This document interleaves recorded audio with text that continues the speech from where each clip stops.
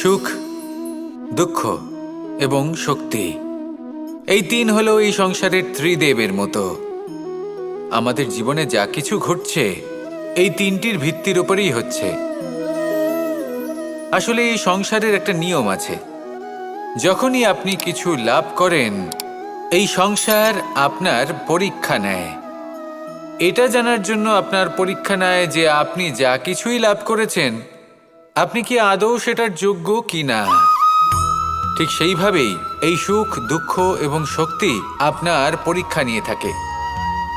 যখন সুখ আসে তখন সে আপনার পরীক্ষা নেয় যে আপনার মধ্যে অহংবোধ জাগ্রত হয়নি তো।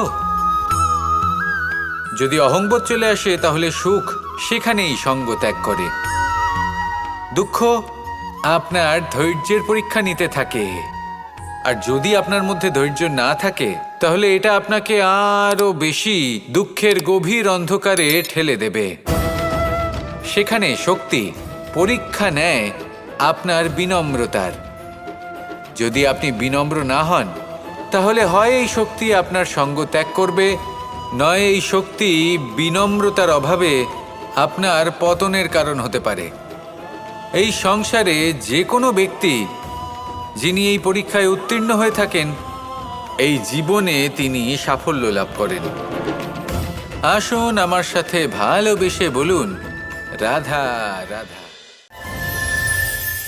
মানুষ সংঘর্ষ করেন জীবনের সামনে এগোনোর জন্য, সাফল্য লাভ করার জন্য, মহান কর্ম করার জন্য। কখনো সে জীবনে একা হয়ে যায়, আবার কখনো তার জীবনে অনেক সংখ্যক লোক চলে আসেন, তাদের সাথে ভিন্ন ভিন্ন ধরনের সম্পর্ক গড়ে ওঠে। কিন্তু তখনই সাবধান থাকা প্রয়োজনীয়, কারণ সব সম্পর্ক সত্য হয় না। যেমন দেখবেন, যখন সাফল্য আসে তখন জীবনে অনেকগুলো সম্পর্কও আসে, নতুন নতুন সম্পর্ক গড়ে ওঠে। কিন্তু যখন ব্যর্থতা আসে তখন খুব কম সম্পর্ক গড়ে ওঠে।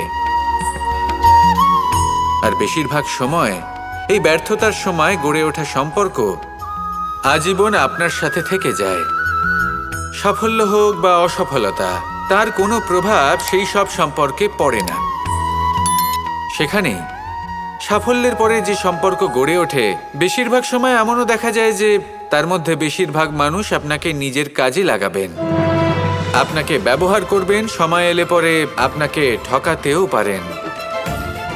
এর অর্থ এটা নয় যে আপনি জীবনে নতুন সম্পর্ক বানাবেন না, অবশ্যই বানাবেন, কিন্তু ব্যক্তি এবং সম্পর্কের পরখ করা আবশ্যক, আর সময় সময় সেটা করা আবশ্যক।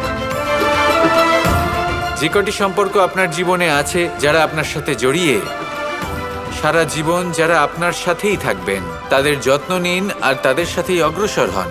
আর আমার সাথে ভালোবেসে বলুন, রাধা রাধা।